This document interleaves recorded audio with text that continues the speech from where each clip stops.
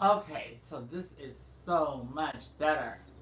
Oh, honey, the way that that thing was coming on, oh, it's like everything was just like so big. Ugh. So, I usually play music when I start these things, but that is that's also problematic because we now live in a society where everything and anything is censored. Welcome to censorship, to the censorship era. Like, that is why I'm going to start going live more here on YouTube. Because this is actually one of the last few places that allows you to basically say whatever the fuck you want to a degree without like extreme forms of censorship like how Facebook does. Um, I'm wondering if I'm able to see the actual comments because whomever's in the room, if you can say hi or so, because this is my first time really operating this Facebook Live here with the iPad. So this is also like a test trial or so. Um, hmm. Oh no, that. Mm. No. Mm. Now, some of you guys. Okay, I see. Thank you, Renee. Thank you, Renee. That is called lots of water, clean time, and good makeup. um, so I'm not expecting a big turnout. I'm gonna just treat this. I'm gonna treat this just like how I would treat like any one of my other type of lives or like my cynical optimisms that I've been doing. First of all, if you guys are seeing this, I apologize. I so apologize for the fact that I have been gone for so long. I admit, I've been neglecting this channel. I've been treating this channel like how Donald Trump treats black people. Um, so I do apologize. Um, but I must say that I think with everything, thank you, honey. This yeah, I'm now going back to the red. I'm going back to the red, and I'm starting to embrace more of my dark skin more because I'm trying this new thing. If you guys have actually, I want to tell you two things that has dramatically changed my life within the past month. Just let go, girl. Share your voice. Yeah, I guess this is gonna be like a one of those story time type of things. But I saw a movie called Napoli Ever After. It's on Netflix. Really great movie, and I think everyone I've told that movie about, um, they usually don't go any further than I don't like Sanaa Lathan. She hates Beyonce. So already right there, that turns people off, and I'm like, honey, aside from the fact that you may have your differences against her, the actual message in the film is like groundbreaking. It was groundbreaking to me. I actually was watching the film and I was crying. And I think if anyone that's seen this film, um, they would probably understand where I'm coming from because I saw that film and I saw this other film called I Feel Pretty with Amy Schumer. Both of those films dealt with self esteem, dealt with how you view yourself, and both of those films dealt with someone basically coming to a breaking point to where, oh, hey, Kendrick Souls, honey. um, yeah, I always say that whenever I'm going through something, it's good for me to share about this because, I never know who else is going to see this or, when I'm going through it or if I'm not even here on this earth anymore. You know what I'm saying? So, basically, this is what's been going on. Without divulging and without coming across as being cynical. And that's another thing too. I've changed the channel from my cynical optimism to a problematic realist because I realize that words hold a lot of weight. And for too long, I have actually taken pride in being cynical. You know, and one of the reasons why I took such pride in being cynical, because it was a way of like making fun of, you know, what people already call me. I call that. Yeah, actually, Ken D, he's an advocate in the trans community and very handsome man too. He always said that I snub him. Honey, I do not snub you, honey. You live in a whole totally different state, you know, and you got a lot of good things going on for you. So, you know, the low self esteem in me would be like, is your self esteem that goddamn low? Whether you want to get with a tranny drug addict with a low self esteem problem? Come on now, you know what I'm saying? So, but I've come to be very fond of him throughout the years, and he would always call me cynical, and I I like that word better than pessimistic, so I adopted that. And it's so funny because like the first episode of my cynical optimism was also something new too because of the fact that we were just ending tea time with the girls when I had the first episode of my cynical optimism.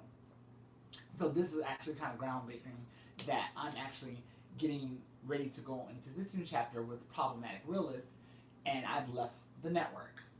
So here's how I'm gonna break it down. You know, I am going to say it like this. When you're part of a team, first of all, people have this notion that I created tea time with the girls. I did not create tea time. So I did not solely create tea time with the girls.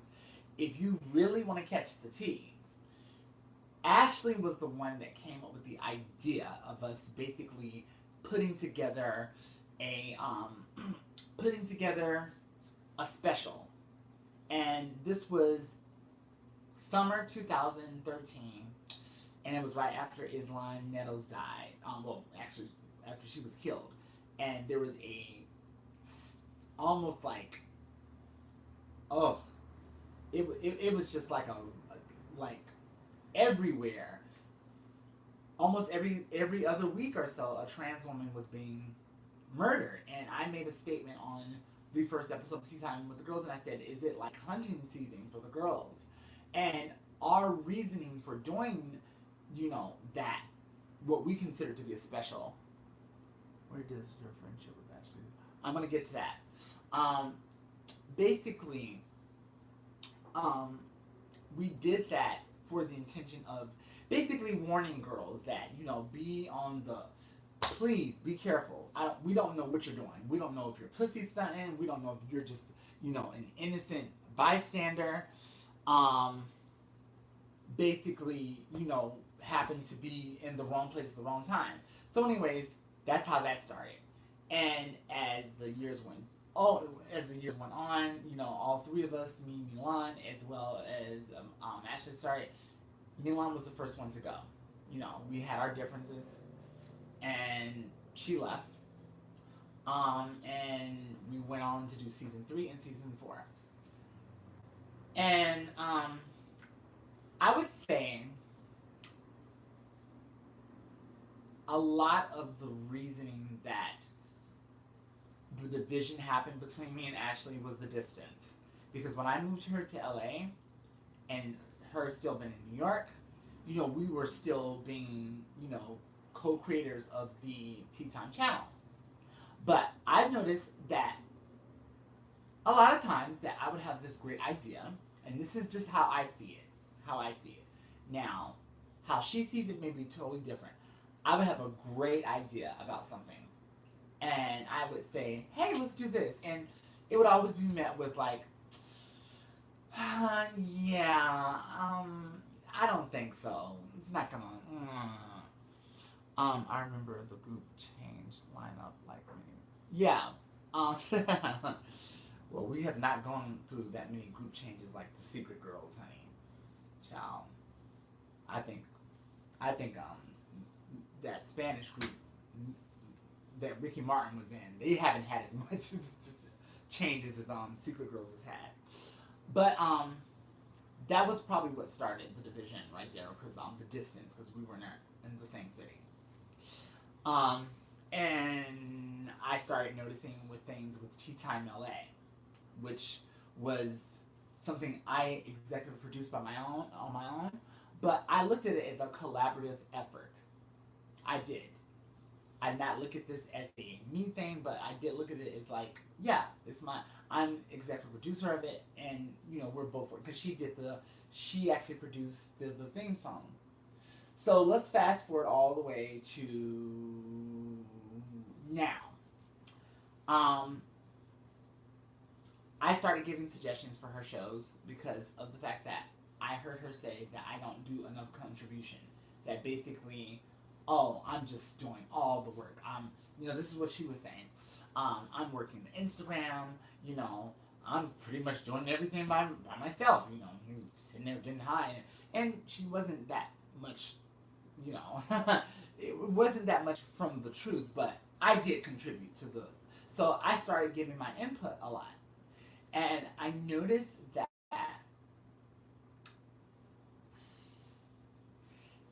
when I'm a very strong personality, I'm a very hard person to get along with.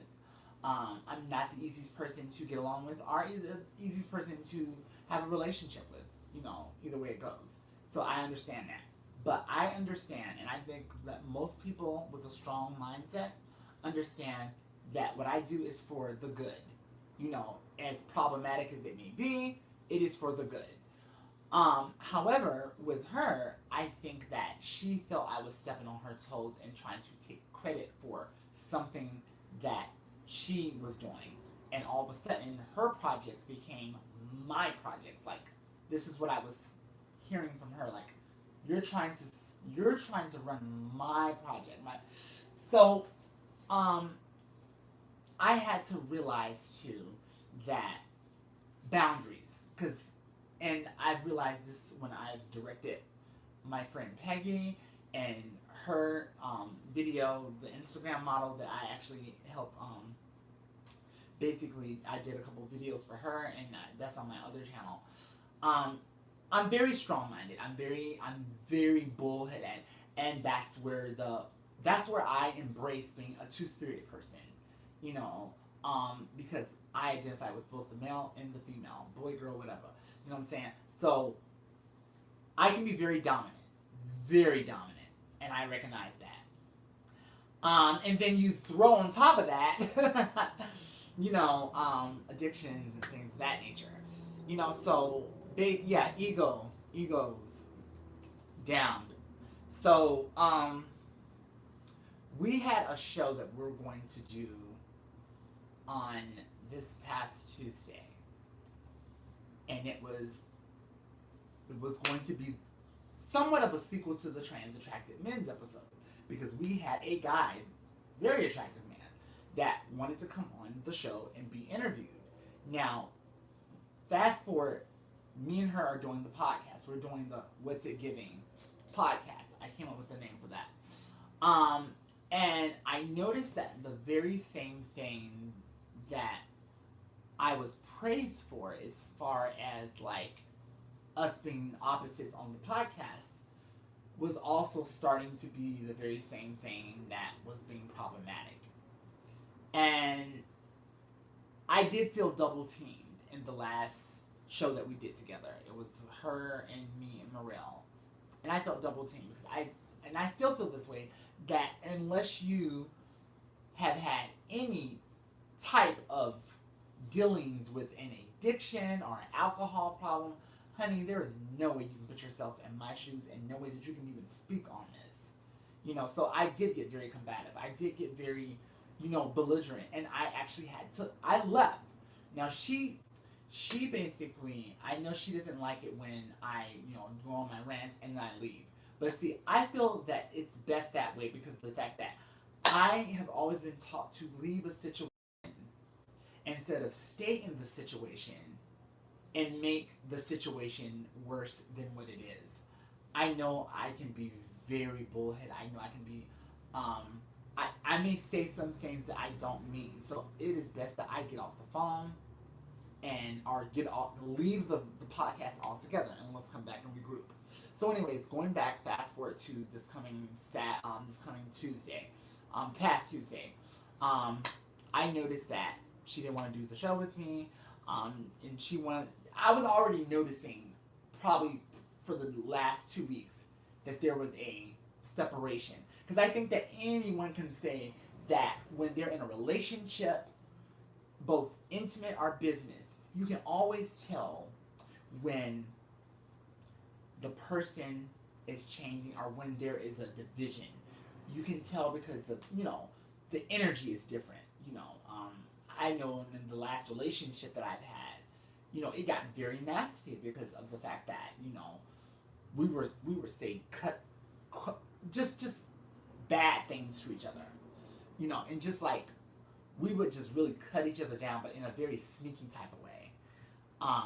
But you could feel the energy, and anyone that was around us, and I'm talking about my last relationship. I'm not talking about me and Ashley, but anyone who was around us, they could feel that energy and they feel uncomfortable. I think that anyone can probably say that if you're around a couple or anyone that is on the last legs of their relationship, it is, child. It's almost like the Titanic is about to sink down. So I started noticing that, and I started noticing that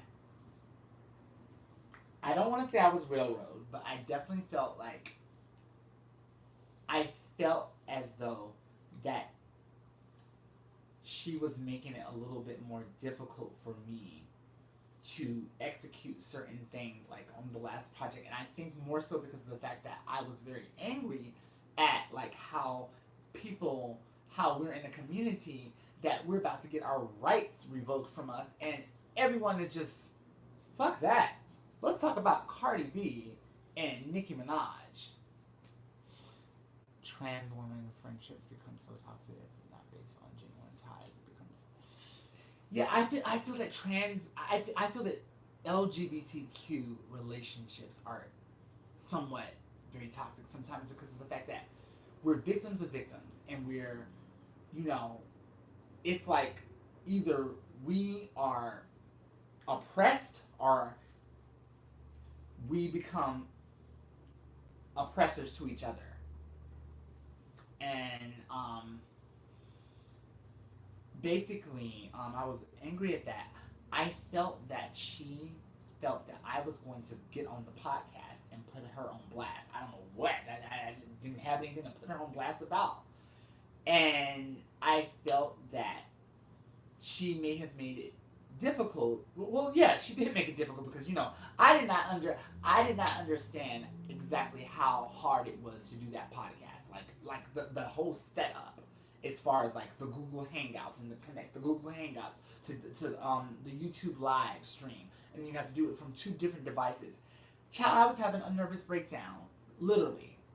And then I'm having the guests calling me saying, "Are we gonna still do the show?" And I'm just like, and she was in a position to where she was busy, so I could not come to her, and I'm a very self-sufficient person. So I took this as a sign, and I said, you know what? I'm done. I am done. This has been a long time coming. I really wanted to do that interview, and I probably still will do the interview on my channel. But I was done. And when you're done with something, and this is where I say that you're done. When you are officially done with something, I feel that it does not matter. Like, oh, I helped start this. I helped contribute this. Oh, well, I donated this, and this, and we built up all these followers ourselves. That's your ego talking. And see, one thing about me is that I do have a big ego, but sometimes I need to. I'm very self-aware on how to put my ego to the side and make the decision that is best for the brand and a decision that is best for everyone overall. I did realize, and I do realize that my image is very problematic. It has tarnished throughout the years. Um, if I can probably say the equivalent of anyone, I would probably say I'm probably like the equivalent of Whitney Houston, early 2012. You know, let's just hope that I don't have that result. But you know, because someone had said in the comments and said that I have lived. Yes, I have lived, and it's very hard for me to have gone through so much that I've gone through and have a very happy-go-lucky attitude about a situation like she does. Um, and yes, I've traveled the world. I've been shaded by many people in the world. Many things has been brought on that I have contributed. Many things I had no control over, but it has shaped me into the person that I am. And I realized that I am getting the help that I need, so I do not, so I don't like become a bitter Betty. And I made a decision at that point in time, and I said to myself, you know what? The hurt needs, if the hurt is still going on with me, there is no reason that I need to bleed it into the rest of the community. Because I realize how influential I am. And I don't want girls to be thinking, oh, it's cool to get high and be better. No. And I feel that Ashley is a great person to take over the channel. More so than Milan. And that has nothing to do with the fact that I don't speak to Milan anymore. I think more so is because of the fact that I feel that Ashley is more of a humble person that will think about the betterment of the channel and not come from an ego. You know, if it was run by Milan, you know, child, fuck the Tea Time Network, it would have been called the Milan Zanotti Network a long time ago. You know, it would have been a completely, totally different direction. It would have probably been all about like your looks and your beauty, you know, blah blah blah. But I had to make that decision, and I said, you know what? You win. I get it. I realize what I have done, and I realize that I can't continue being on this network because, well, she says be problematic on your own channel, and that's exactly what I did. But I also realized something, and I'm gonna point this out. I don't know if you guys know Cat Black. Cat Black, very famous YouTuber. She's a personal acquaintance of mine. I've spoken to her on the phone. We've had conversations online. And a lot of people don't know this about her, but she used to have a very successful Facebook group called the T-Girl Facebook Network. And people don't even know this, but we actually got the Tea Time Network. It kind of like got inspired through her Facebook network. Now, she started this. As far as I know, she started it all by herself. And she had other girls come in throughout the time, and you know, Cat Black, the blogger, and I remember she was in charge of the Tea Time, not the Tea Time, the Tea Girl Network Facebook project for roughly 3 years or so. I don't ever remember her being negative, but I do remember some of her views becoming more radical. And I think that, I don't know if she made the decision to leave the Facebook T-Girl Network, or if the girls kicked her out. But I just knew that she was gone, and she started doing more things from YouTube. And I kind of compare myself to her because of the fact that even because I used to always say to myself, how do you get kicked out, or how do you get fired from your own company? Hmm. But it can happen, anything can happen. People can buy you out. People can see that you're just no good for the company anymore and say that you are, honey. It may have your name on the title here, but honey, you got to go. I always feel like that's what they did with the Hiltons, because Paris Hilton. I think every for some of you guys that don't know, Paris Hilton is no longer she. They brought out the Hilton hotels back in the mid 2000s, and I still believe that whomever was in charge of that was probably said to themselves, like the powers that be, that, well, her image is a little bit problematic, and she's really one of the only really known Hiltons. And yeah, let's go ahead and take her off, and just sell the hotel to another corporation. So, anyways, even her image was, you know, very Lindsay Lohan-ish back then, but she's completely revamped. So I do have some sort of role models to look up to. But yeah, I look at situations like that and I realize that, this is not. Yes, I did go through a grieving period, and I did realize that I left a lot behind. Some people said that, oh, you need to fight. Well, honey, fight for what? I'm fighting for my sobriety. I am fighting to basically keep food on the bitch. I'm fighting to get my motherfucking car back on the road. My car is sitting in the garage because I've been taking it to a fucking mechanic for a fucking year. That basically everything that I've been paying him for to fix on the car is everything that's wrong with the car. That's what I need to fight for. Shit. I'm not gonna fight for no goddamn for no YouTube network that bitch I can hardly control because, out of 4 days out of the week, I give two shits about it, or honey, not. Or I'm clean enough to basically help that channel, Like I said, honey, I thank God for Ashley. A lot of people don't know this, but I'm going to say this now. We had a project back in February that we're going to do called 72-Hour Diva Lockdown. Well, it turned out to be a complete disaster. I had something to do with it, but I will not take sole credit for that Titanic sinking like the way it did.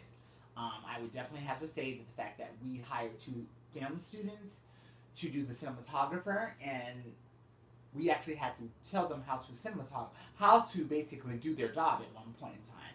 Literally, 2 cinematographers, and there should be no reason why we're just shooting a scene, and one of the cinematographers is fully in the scene. Basically, if I'm shooting this and the cinematographer is right behind me, just standing there. So that was already problematic. And the fact of the matter is that, as I predicted, nothing turned out the way that we wanted it to turn out. Mainly the schedule.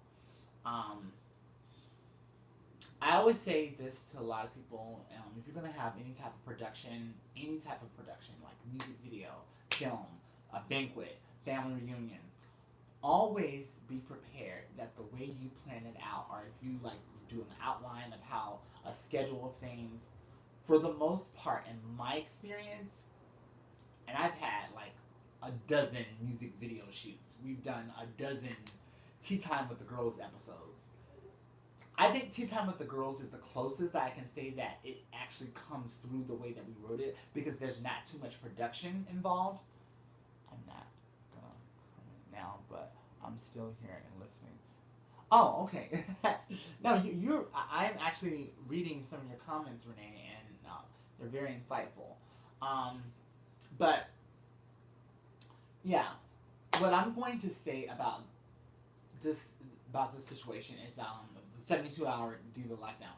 It was just problematic from the get go, and the reason that nobody heard about it because I made the executive decision to eat that whole project because the end result, once we got the end result, and we're like, what?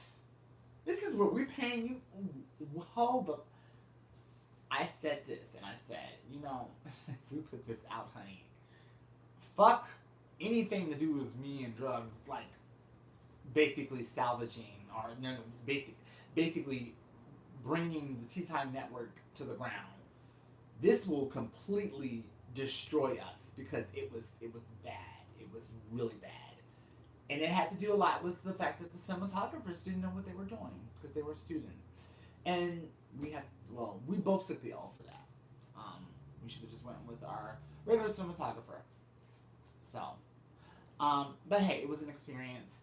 And the reason I brought that up is that when I got to New York, I got to New York on a Monday, and I had all the funds, all the money with me for the actual project that was going to happen the following Sunday.